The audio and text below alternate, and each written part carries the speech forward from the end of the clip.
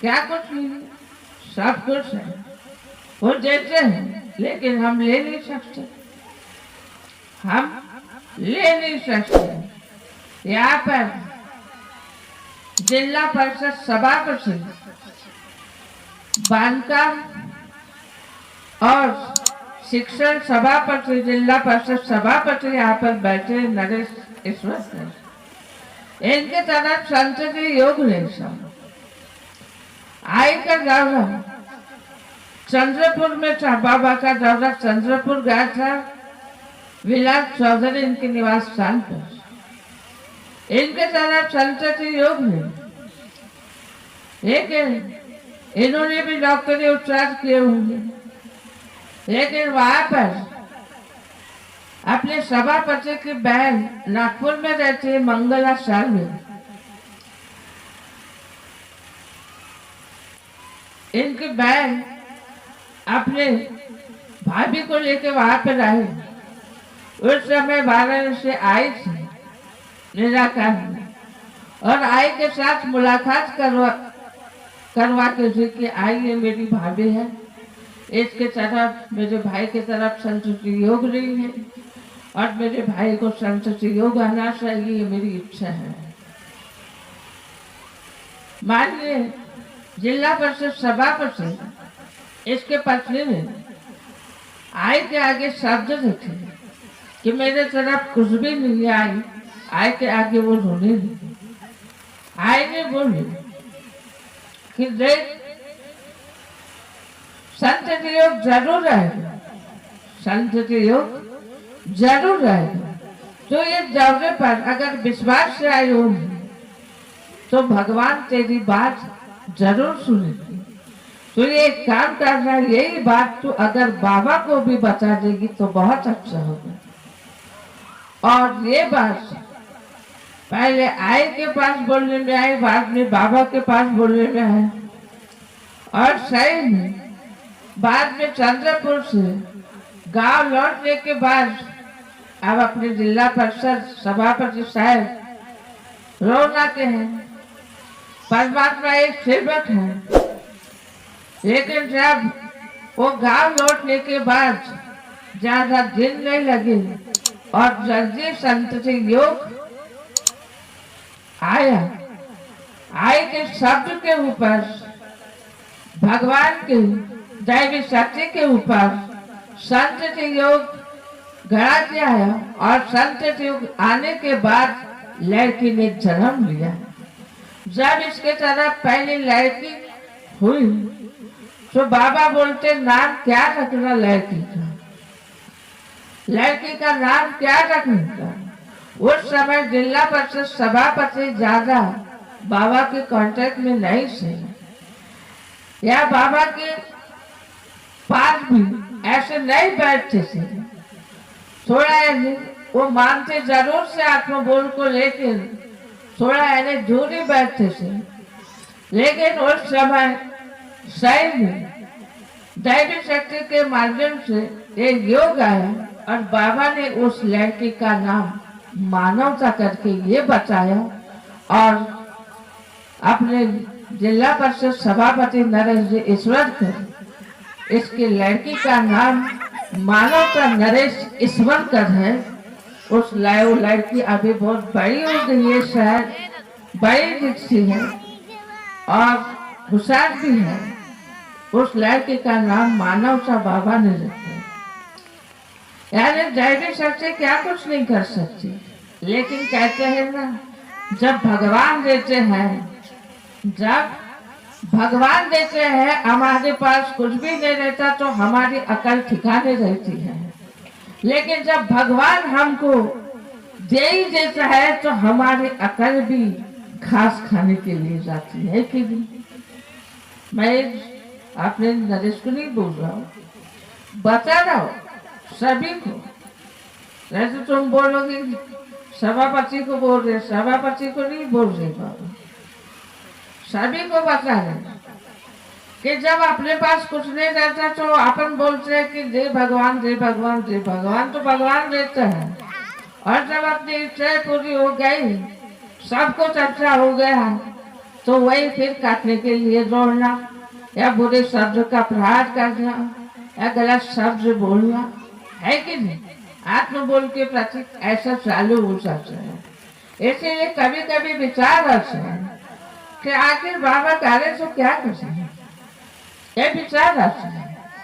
लेकिन जब से शायद अपने सभापति साहब नरेश ईश्वरकर इनको ये योग मिला और उनका विश्वास भगवान के ऊपर बहुत ही अटूट है, बाबा के ऊपर भी विश्वास बहुत ही अटूट है। इसलिए परमात्मा एक सेवक रहते हुए भी ग्राम पंचायत का चुनाव भी वो जीतते गए, जिला परिषद सदस्य का भी चुनाव उन्होंने जीता और इससे नहीं तो अभी जिला परिषद बांधकाम सभापति बन गए, है कि नहीं? यानी कि दिन किसकी है तो उसकी है, किसकी है उसकी। और यहाँ पर अध्यक्ष मार्गदर्शन में बताने में चाहे ईश्वर चिट्ठी, है कि नहीं? सरनेम भी उसका ईश्वर का ही है और ईश्वर चिट्ठी भी। ऐसे भगवान के पास किसी चीज की कमतरता नहीं है, भगवान बराबर देता है, लेकिन अपन ने टिका कर रखना चाहिए। लेकिन अपन टिका कर नहीं रख सकते, नहीं रख सकते, नहीं तो भगवान के पास क्या करना है, कुछ करना। ये अनुभव कभी नरेश ईश्वर के सभापति साहब ने तो ये कभी बताया नहीं, लेकिन ये जो अनुभव है बाबा के माध्यम से युग दो बार जो जगह ये अनुभव बताने में आया। उसके बाद लड़का हुआ, उसके बाद लड़का हुआ तो लड़के का नाम भी बाबा क्या रखने में आया, तो उस लड़के का नाम बाबा ने संकेत करके रखा। अभी भी वो है, दोनों एक लड़का एक लड़की है, अच्छा है। ऐसे अगर सेवक कैसा मेरे तरफ योग नहीं आता, ऐसा होता है वैसा होता है। योग साध्य करने के लिए भगवान के चरणों में समर्पित होता है। किसी ने कुछ बोल भी दिया तो सुनने की आदत डाल, किसी ने तेरा चिंता भी दिया तो सहने की आदत डाल और तो एक भगवान का बन जाए। अगर सही में तो दैवी शक्ति का बन गया तो दैवी शक्ति तेरी बन गई, और दैवी शक्ति तेरी बन गई तो तेरे को फिर किसी बात की कमतरता महसूस नहीं होने देती। ये सच बात है, क्योंकि सब कुछ वो करता है, वो देता है। नहीं तो कई आते हो कई जाते हैं, टाइम बहुत हो चुका है ना। यहाँ पर राजू बोले थे जब बाबा का दौरा हयात में देवाड़ा पेपर मिल में था, वहां पर बाबा वहां से निकल गए थे। उस समय हयात में जब भोजन करने के लिए बैठते थे तो पहले प्रणाम करके भोजन करते थे, और जब उठते थे हाथ धोने के लिए तो जय घोष करते हुए हाथ धोने के लिए उठते थे। अभी उल्टा हो रहा है। कैसा?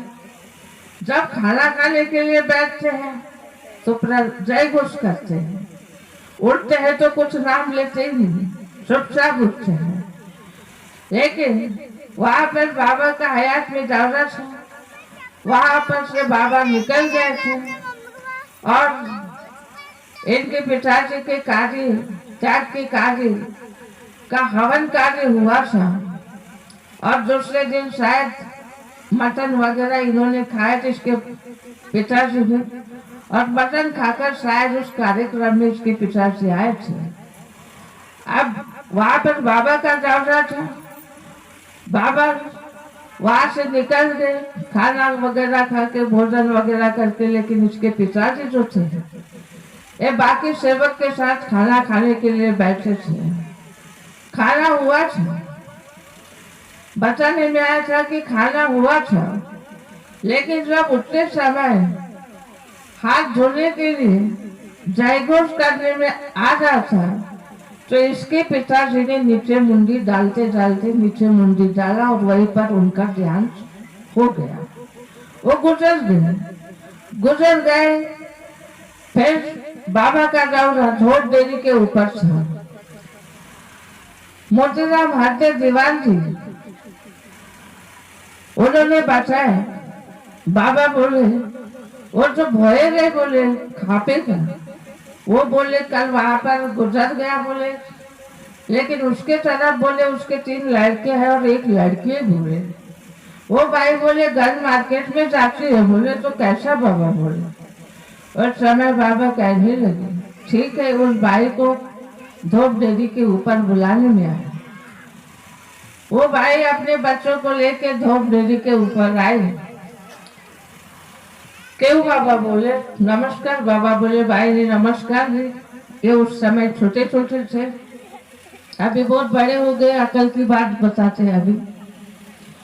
उस समय बाबा कहने लगे भाई बोले तेरा पति गुजर गया है, ऊपर से तेरे को इन बच्चों का प्रतिपाल करना है, इन बच्चों को बड़ा करना है, सिखाना है, पढ़ाना है, कुछ बनाना है। तू कैसे करेगी? इसलिए तू मार्ग छोड़ दे, क्योंकि तो फंडा अनुदान भी नहीं भर पाएगी। पैसा जो लग रहा था वो नहीं भर पाएगी भवन के लिए। तो उसने एक बात बोली बाबा को।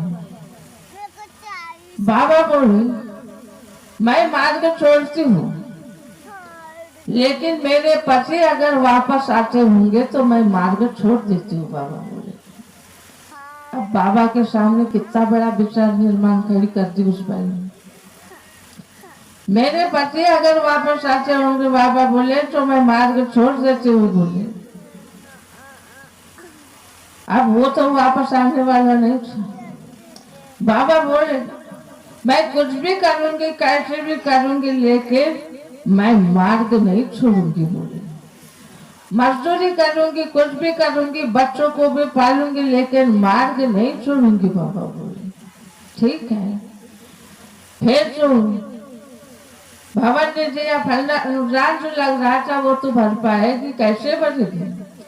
बाबा मैं धीरे धीरे भरूंगी, कैसे भी भरूंगी, 5 रुपया 10 रुपया इकट्ठा करूंगी, लेकिन वो बाद में भरूंगी, लेकिन बाबा मैं मार्ग नहीं छोड़ूंगी बोले। देखो उस भाई के ध्येय।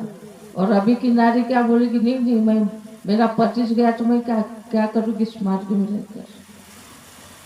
लेकिन उसने मार्ग नहीं छोड़ा। उसने बच्चों का प्रतिपाल किया, बच्चों को बड़ा किया और उन्होंने फंडानुदान भी इकट्ठा किया उस जमाने में।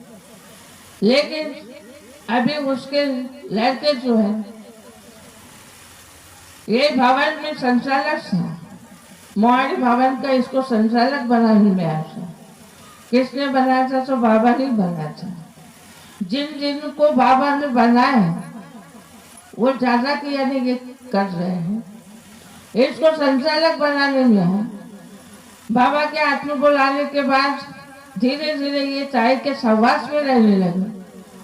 चाय के सहवास में रहते हुए इन्होंने बाबा के दौरे भी किया, साथ रहकर चाय के साथ भी रहकर दौरे किए। लेकिन सामने अच्छा बोलना और पीठ तले चुगली करना, ये इसका पेशा बन गया।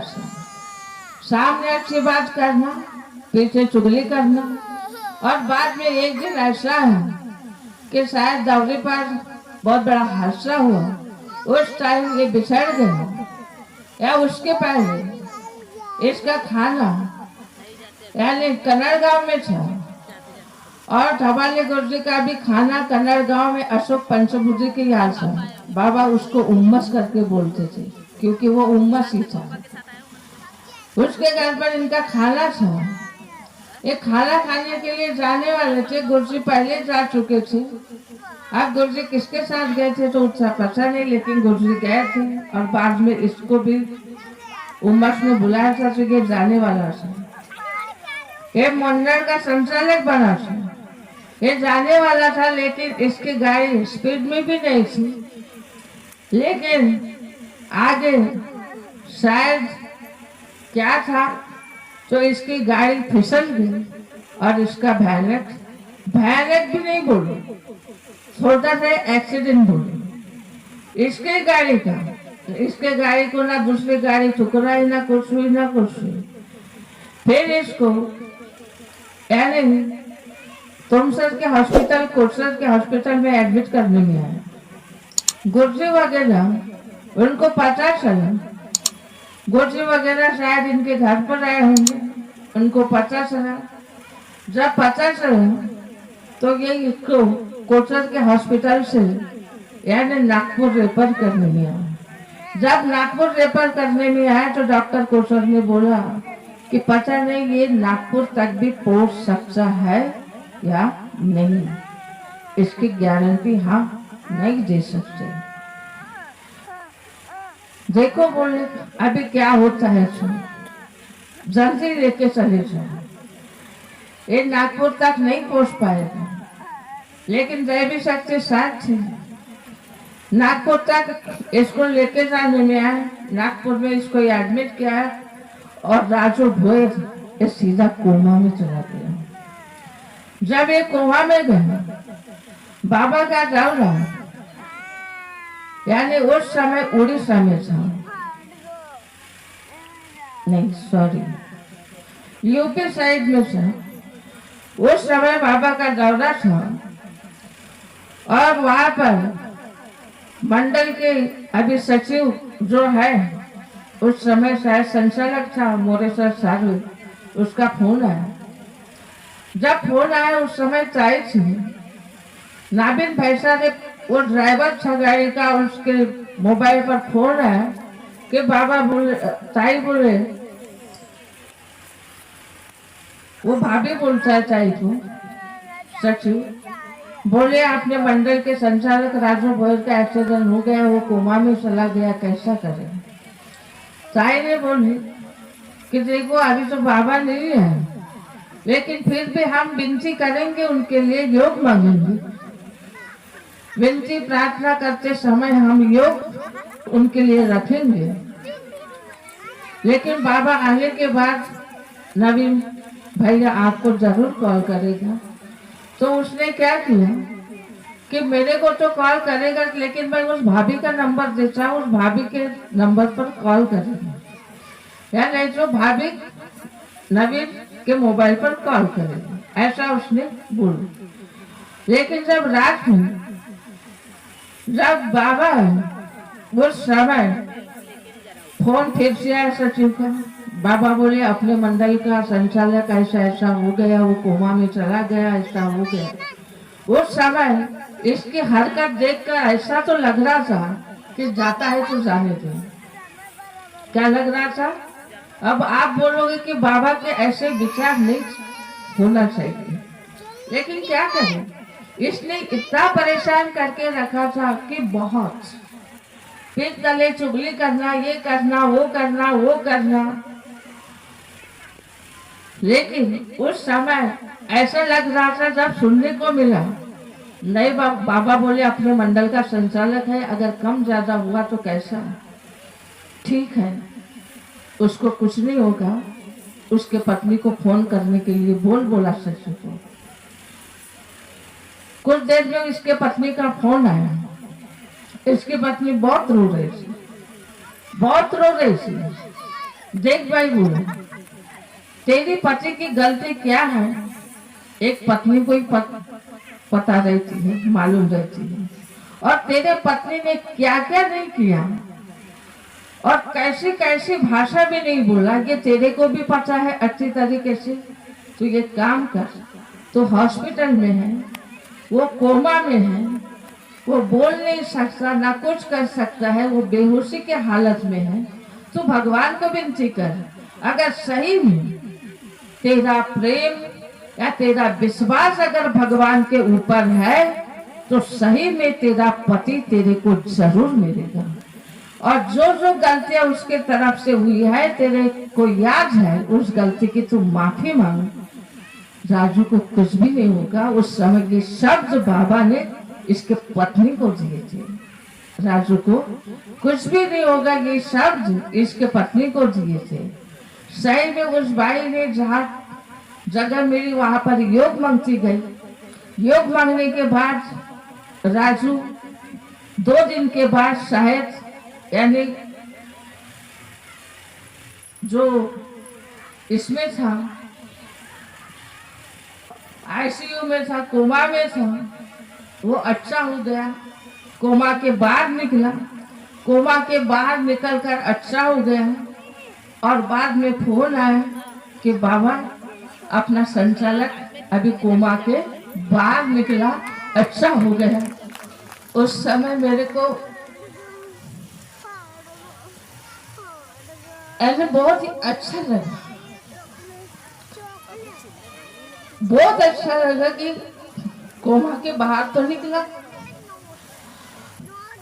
बाद में पता चला कि बाबा अभी जनरल वार्ड में शिफ्ट कर रहे हैं।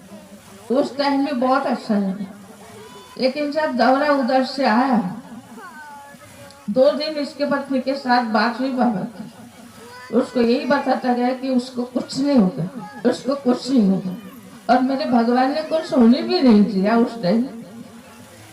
फिर वहां से दौरा आया, 3 जनवरी का शायद कार्यक्रम था। उस कार्यक्रम में राजू आया। आने के बाद ये जैसे दिखा, एकदम काला काला गिरे समान दिखाई दिया। बाबा इसके पास गए, ये बाबा के नजदीक ही ऐसा था खड़ा। तो बाबा ने इसके पेट पर से हाथ घुमाया। अब इसको याद है या नहीं ये मेरे को पता नहीं, लेकिन बाबा को याद है। इसके पेट से हाथ घुमाया बाबा ने और बोले, राजू अभी तू कैसा है, अब तू कैसा है। उस समय राजू ने बोला कि बाबा मैं बहुत अच्छा हूँ, अभी मेरी तबीयत भी अच्छी है, मैं अभी स्ट्रांग हूँ, ये मैं माफी मांगता हूँ बाबा, आइंदा ऐसी गलती नहीं करूँगा। ये शब्द उस समय इसने दिए। लेकिन दौरे पर एक बहुत बड़ा भयानक हादसा हुआ। उस हादसे को लेकर फिर से राजू की भटकती आत्मा इधर उधर गई और राजू फिर से बैठ गया। और राजू ताई को, धवारे गुरुजी को, आत्मबोल को गाली गलौज फिर से देना चालू इसने माइक पर किया। ऐसा करते करते बहुत यानी दिन ये हुए, पता चलता था, लेकिन अपन इसके बारे में कहीं पर भी मार्गदर्शन में कुछ बोलते नहीं थे। क्योंकि देखो इसके लड़के को उस समय जब वो जुड़ा था, नौकरी के ऊपर नौकरी, कितनी सारी नौकरी तो आई थी, कितनी सारी नौकरी आई थी, 11 नौकरी का ऑफर आया था इसके लड़के को। लेकिन उसने एक नौकरी किया बैंक में। उस समय इसका लड़का धूले में लग गया था, धूले में बैंक में इसके लड़के को नौकरी लगी।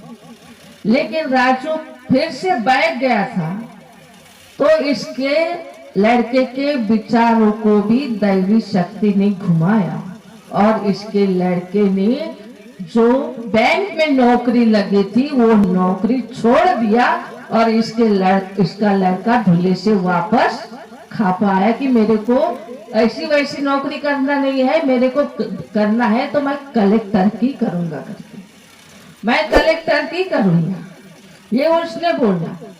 और वो वहां से वापस आया। लेकिन धीरे धीरे राजू के दिमाग में बात चली कि अपन ऐसे घूम रहे, इसलिए अपने लड़के के विचार ऐसे घूमे। और नजदीक आया, और नजदीक आने के बाद फिर माफी मांगने लगा, मार्गदर्शन करने लगा। फिर भी मेरा विश्वास नहीं बैठ रहा था। सचो को मैंने कई बार बोला, तू ज्यादा का लालसा ये कर रहा है, लेकिन तू देख एक दिन फिर से वो वैसा ही करेगा। ऐसा बाबा ने बोले भी थे। सचिव तो विश्वास करता है लेकिन मेरा विश्वास नहीं है। एक शब्द बोला था लेकिन बाद में अभी वो जैसा भी है वैसा है और वो बताता भी है, लेकिन आज वो अगर जीवित है तो मेरे भगवान और मेरे दैवी शक्ति के वजह से आज वो जीवित है। अगर काश आठों बोलना आते तो राजू भी जीवित रहता या नहीं जीवित, लेकिन अभी तो राजू ने भटकने को नहीं हुआ, अभी तो भटकने को नहीं हुआ। लेकिन ऐसे भटकते हुए विचार वाले अपने पास बहुत